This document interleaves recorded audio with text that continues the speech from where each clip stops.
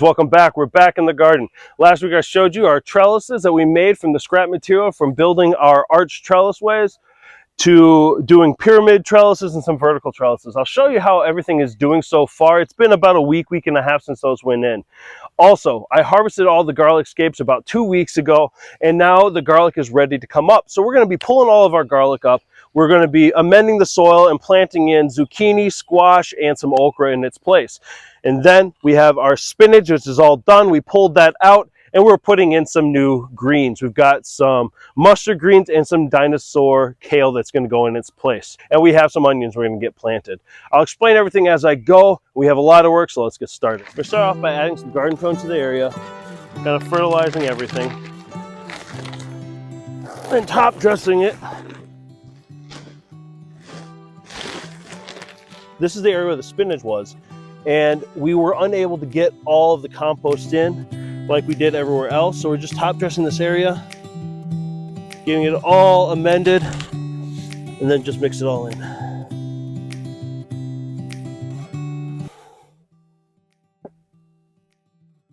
Now, both for the kale and the mustard, they need about 12 to 18 inches each. So because this area is going to get kind of overgrown with the cucumbers, we got to be careful of that. Our first ones are going to be about 12 inches from the cucumbers. Space them here. We're spacing everything. We're going to do 3 and 3. Everything's about 12 to 18 inches. It's about 12 inches apart. And what we'll do is, as this front row grows, this should be ready to go in about 2 or 3 weeks. So we'll end up pulling these. So by the time this stuff gets the size, all of this stuff will be gone. This stuff will keep trimming it so it goes up the trellis and nothing comes out into the garden bed. So the first thing we're going to do is the dinosaur kale over in this corner. There's about 1/4 inch deep. So we know where our holes are going to be. That was a gigantic piece of manure. We're going to do a couple in each hole.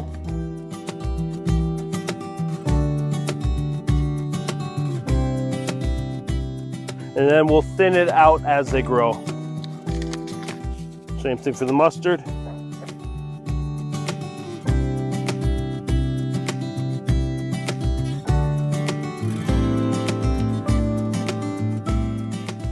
I don't know about you guys, am I the only one that gets a pang of anxiety when doing a hard prune of tomatoes? Oh God, look at that. Oh, it's like a jungle in here. Oh.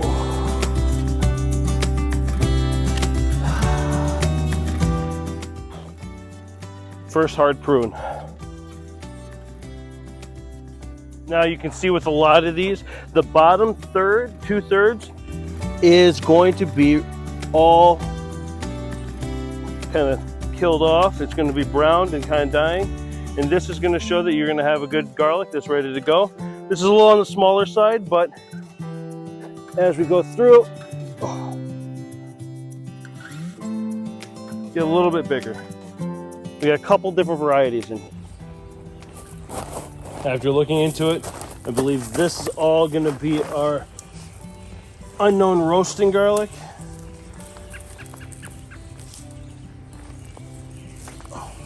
And then these are all going to be our chestnut red.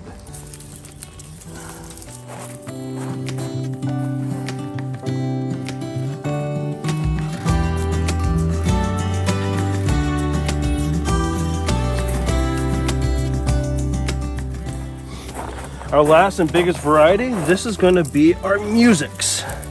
These should be a bigger variety.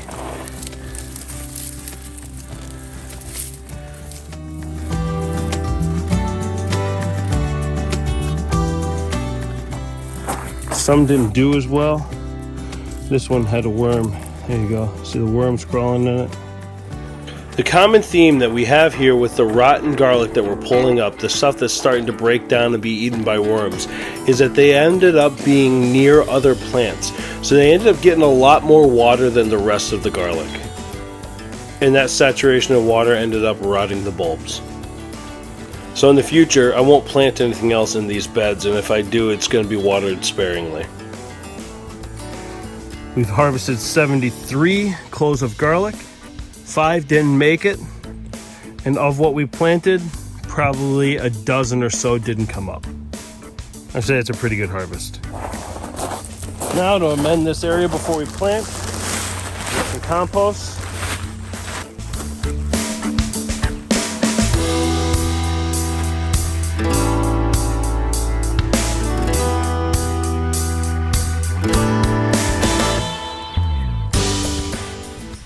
We got our compost in, and we've got our fertilizer we'll be planting in along with our seeds to get everything started.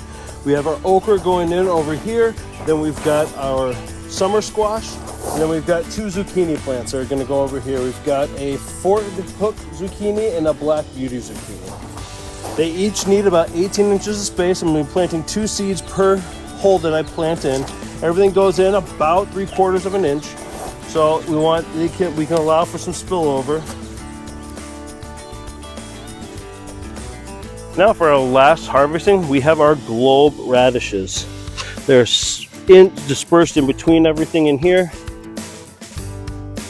Get these out of here. Some are smaller than others.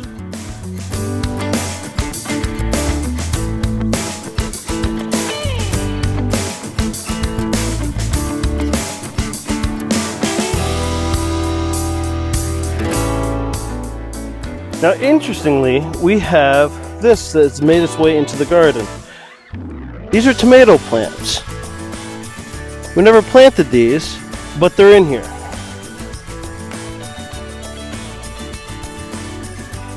Kind of blocking out our jalapeno that we have over in this area. We don't actually want this in here, so we're going to pull it out. Last thing we're going to get in the ground is some of these bunching onions. We do have quite a few onions coming up, but not nearly as many as we thought we would have. We do have some space in here where we've got nothing, so we're going to try to get a few of these in. Pretty shallow, 1/4 to 1/2 inch. They don't need a lot of space, we'll space them about 3 inches or so.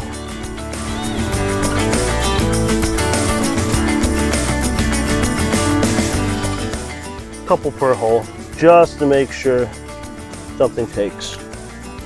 Now that we have everything planted, we're going to give everything a good watering.